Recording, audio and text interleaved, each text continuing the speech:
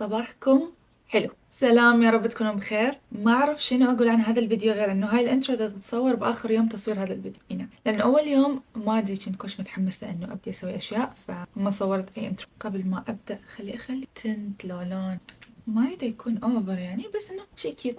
تدرون شنو؟ جربت ليب لاينر من هذا LA Colors، كلش حلو. لا تخليه شوي، لا ضير في ذلك. انا ادري لان الماي بعيد علي، اشوف بعيد بس صايره ما اشوف. المهم جبت وياي العنب مالتي، وهمينه وصلني باكج من امازون، فقلت خلي اشوف لكم هذا الانترو. فيديو اليوم هو عبارة عن لحظات من الاسبوع، لانه اريد ارجع لروتين بسيط على الاقل، وعلى هيجي صورته لانه اريد ارجع للفيديوهات مال اليوتيوب. فان شاء الله انه هذا يكون اول فيديو، وبعدها الفيديوهات راح تبقى تجيكم بافكار اذا الله راد حلوة. راح ابدي اشتغل عليها، احاول قد ما اقدر، لانه الفترة اللي فاتت حرفيا من شهر 4 لحد اليوم واني ما اعرف يعني هذول 4 شهور 5 ما كنت اسوي بيهم شي غير انه دا اشتغل من الصبح لليل، فما كان عندي وقت ما كان عندي وقت انه اسوي اي شي ثاني. راح اعلق هواية بهذا الفيديو، ابدي ارجع اقول الكلام لان صار فترة طويلة ما حكي ويا الكاميرا. احكي ويا كاميرا التليفون، اصور مرات فيديوهات للتيك توك، بس كاميرا الكاميرا يعني هيك الكاميرا وفيديو يوتيوب شوية صار فترة طويلة انه انا ما مصورة لكم. فهاي كانت لحظات الميز مالتي اللي اسوي على المكياج واللي موجود بالمكياج والسكين كير وكل هذول الاشياء كلش مهم بالنسبه لي. يعني من اهم الزوايا، الله طلعت الشمس، من اهم الزوايا بالنسبة لي دائما وين ما اروح باي غرفة اني بيها. فالفكرة من الفيديو اعتقد انه انا رتبته كله وياكم، باقي بس جزء واحد راح تشوفوه بنهاية الفيديو اللي هو انه اضبط كل شي بعد. فان شاء الله يعجبكم الفيديو، واذا انتو همنا حاسين انه اكو مكان معين مو حابين تريدون تسوون شي تصفون او شي، خذوا هذا الفيديو اللي هو موبايلكم، روحوا خلوا الموبايل على جنب وابدوا صفوا الاشياء ورتبوا الاشياء اللي لازم انتم ترتبوها. راح احاول ان انا اخليه طويل لدرجة انه انتم يعني تلحقون تخلصون الشي وانتم تشوفون الفيديو، بس ما راح اخليه كلش طويل. ما اعرف شو راح يصير بصراحة، بس عندي هواية فوتج موجود باللابتوب من لازم اشتغل. فان شاء الله يعجبكم الفيديو، ومثل ما قلت لكم ان شاء الله الفيديوهات الجاية تكون حلوة، لانه اريد ارجع للروتين مالتي. وهسه خلي اشوفكم الباكج اللي وصلني، لانه وصلني البارحة من امازون، ونزلت جوا اليوم شفته انه بالاوردرز انه هو واصل حاطيه قدامي. فرحت اشوف ماكو شي، قلت بايقي. اول شي يجي ببالي انه هو بايقي لانه الناس راح يشوفوه قدام الباب، يعني ماكو حد ياخذه من البارحه. طلع جاي البارحه مو اليوم، انا بس شايفه النوتيفيكيشن مالته. فقلت عزا هذا رايح بعدين. والاشياء اللي بيه غاليه يعني الاشياء اللي بيه مو رخيصه، غاليه. فقلت يا لهوي، وسكين كير واريد ابلش سكين كير جديد، فام لايك نو.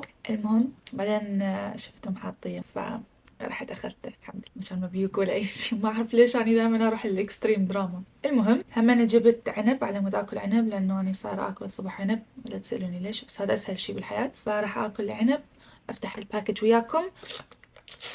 صار يومين لثلاثة دا انتظر، لانه امازون عندهم هيجي هاي الفكره مال انه تجمعون كل الاشياء اللي تشتروها يدزوهم مره واحدة. قلت احسن على مود تسيف يعني باكج، على مود ما يذبون كلهم.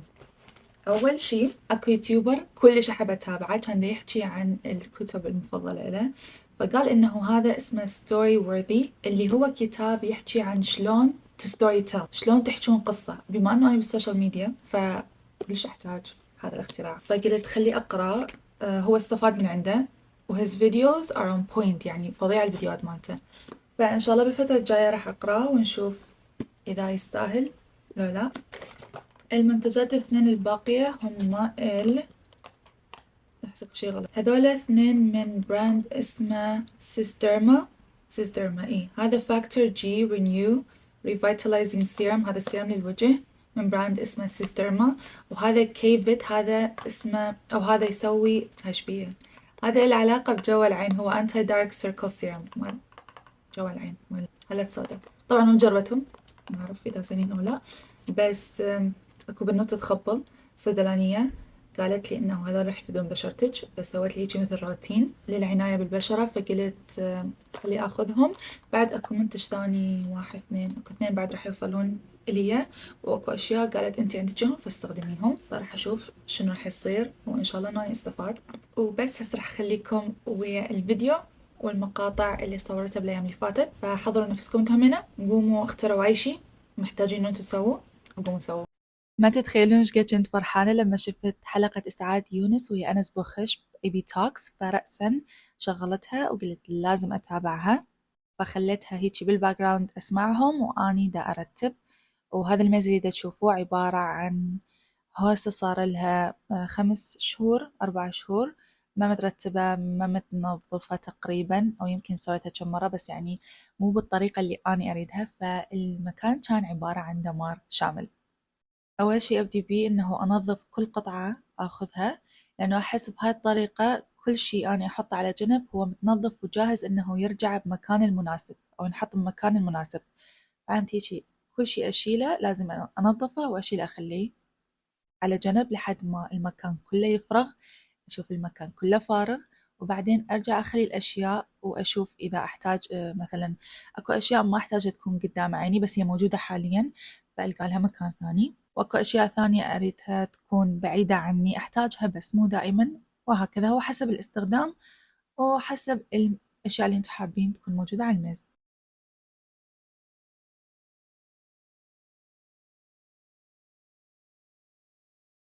أكو شغلة أسويها وكلش تسهل علي الموضوع، إنه إذا دا أرتب مكان وأكو أشياء أنا أعرف وين مكانها فرأسا أنظفها أو اللي هو أضبطها وأخليها بمكانها بنفس الوقت. يعني مثلا ما أصفي الميز كله أخليه على جنب وبعدين أبدي أخلي الأشياء بمكانها، لا، إذا أكو شي راح يتخلى بالمجر المجر يمي بالضبط راح أخليه، بس إذا ممكن هذا الشي ياخذ وقت أو المجر مالته يحتاج إنه هو يترتب أو أي شي هيجي لا أخليه بعدين أسوي كله سوا. بس إذا أشياء صغيرة مثلا قراصات وما أدري شنو هذولا يعني يترجعون مكانهم بكل سهولة.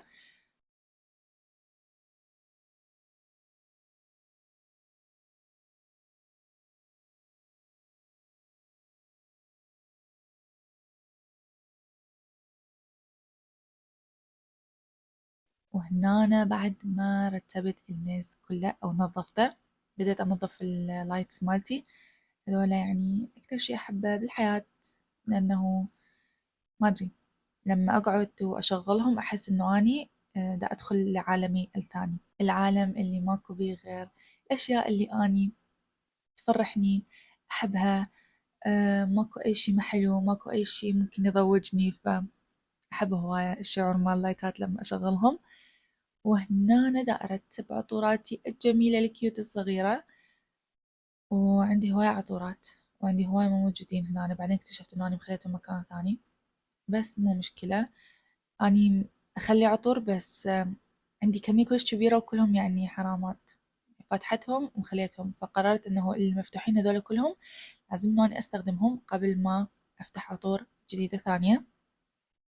وطبعا كان لازم أرتب مكان للسكين كير اللي أستخدمه دائما بدل ما كل مرة أطلع من المتجر وأرجع للمتجر، وهذا سكين كير أصلا هو شي يعني ما راح يدوم، راح أغير البرودكتس كلهم.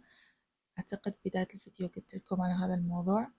هذا الفيديو متصور بطريقة مختلفة جدا مختلفة. وهاي المشروم مالتي ما أعرف راح نقول عليها فطر، ما أدري إذا الكلمة صحيحة، بس إيه هي قاصة مال فلوس ومشروم أني لونتها. المهم أنا دا أشوفكم اللوك النهائي وسعادة، حرفيا سعادة إنه أشوف المكان هيجي مترتب ونظيف و perfect. شعري واصل مراحل متقدمة من التكفيش لأنه البارحة ما لزمته ونمت، راح نتعايش ويا الموضوع، ووجهي منفخ لأنه ما صار لي ربع ساعة قاعدة. لازم أطلع أروح أرجع أغراض من المارشلز لأنه عندي هواية منتجات ماخذتها كنت دا أفكر إنه أني أستخدمها لوجهي يعني سكين كير هيجي، بعدين أكو بنية وصفت لي أشياء إنه أستخدمها ولا واحد بيهم من الأشياء اللي قاعد أستخدمهم أنا عندي إياه، فاللي أقدر إنه أني أرجعه راح أرجعه وأشوف شنو راح يصير. راح أحاول أخذكم وياي، راح أخذ هاي الكاميرا لأنه أصغر تبين عبالك تليفون هيجي، فأشوف إذا لقيت شي يعني أصوره راح أصور، بس إذا ماكو شي ما we'll see.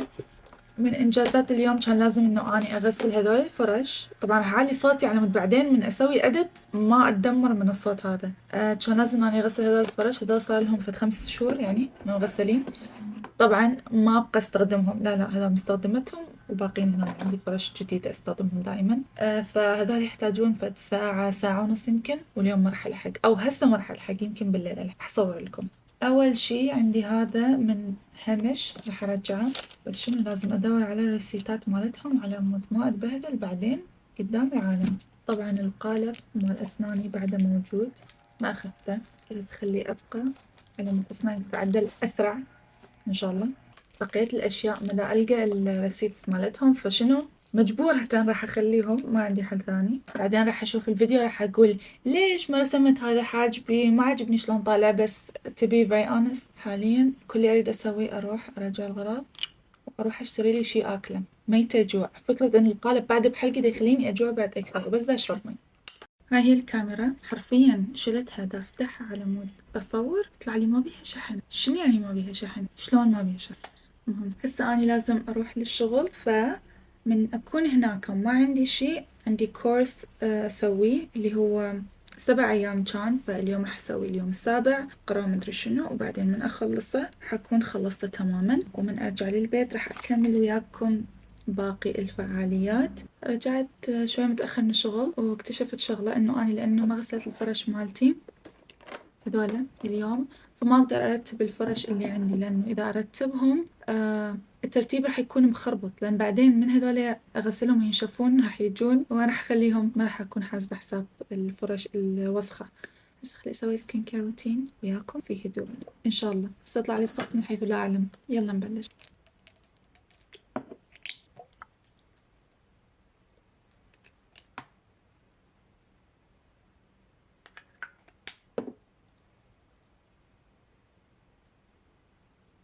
أحب أبشركم إن الكاميرا اشتغلت، هي ما كان بيها شي، بس ليش ما كانت تشحن ما أعرف. هسه شنو من أخليها على الشحن أتأكد إنه هي دا تشحن، أتأكد. أريد أشوفكم شغلة، تذكرون ال 12 months challenge اللي سويته بداية السنة اللي ما لحقت إنه أنا أكمله، إنه كل شهر أسوي فد شي معين أنا عادة ما أسويه، ويكون هيجي مثل التحدي، وهذا الشي يعني خاص بيا، أو مثلا أكون دا أصوره وياكم، يعني ما تفرق، بس إنه يكون فد شي يخليني بنهاية السنة أباوع على الأشهر وأقول أوكي أنا كل شهر تقريبا سويت شي. أول شهر كان إنه أنا أجرب الكيرلي هير ميثود اللي هي ما شعر ملولو. الشهر الثاني كانت إنه أنا أقعد الساعة 5 الصبح، وهاي ما قدرت أسويها للأسف. الشهر الثالث كانت إنه إنه أصور فلوج خارج البيت، يعني أخذ الكاميرا وأطلع، وصورت الفلوج مال المول المهجور اللي بالمناسبة سته قبل فترة انسد يعني تماما، هذا اللي قريته بالأخبار. المهم وخمسة سوري 4 شهر رابع 5 6 7، وإحنا هسه بشهر الثامن، أنا ما أسوي أي شي ولا كاتبة أي شي، فارغ. فقررت إنه أسوي كل شي مرة واحدة، ما أدري شلون، يعني كلهم أخلصهم بهذا الشهر. اللي مع الساعة 5 هذا شوي ممكن يكون صعب، بس راح أخليه لنهاية الشهر، إذا أقدر عليه أو لا راح أشوف. الشهر الرابع راح أسوي إنه أنا أسوي رياضة لمدة أسبوعين، كل أسبوع 3 مرات، يعني بين يوم ويوم تقريبا، وبديت بيها، واليوم كان اليوم الثاني، فكلش متحمسة. فباقي لي 4 أيام وإن شاء الله إنه أكمل، بس هي الفكرة إنه أنا أريد أسوي هذا الشي، فإن شاء الله أكمل. الشهر الخامس بعدني محددة، ولا سادس ولا سابع ولا أي شي، فأحتاج إنه أقعد هيك أسوي برين ستورم، وأشوف شنو هاي الأشياء اللي حابة أسويها. دا أستخدم هاي الفترة هذا لزق الشعر، لزق براسي بدل ما تلزق بيدي. المهم دا أستعمل هاي الفترة هذا الاختراع من أموس، اسمه هو رقم 05 Repair Damage True Repair Essential Oil، هو Essential Oil للشعر المتدمر AKA شعري.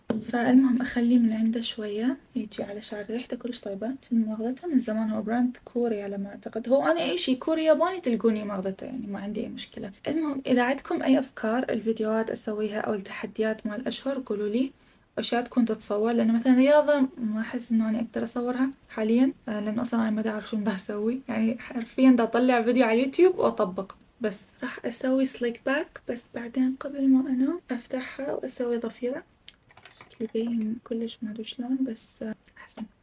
ما أعرف شنو هاي الإضاءة اللي اخترعتها، بس خليت الفلاش مال تليفوني، فإن شاء الله ما يوقع التليفون وتتبهدل الدنيا.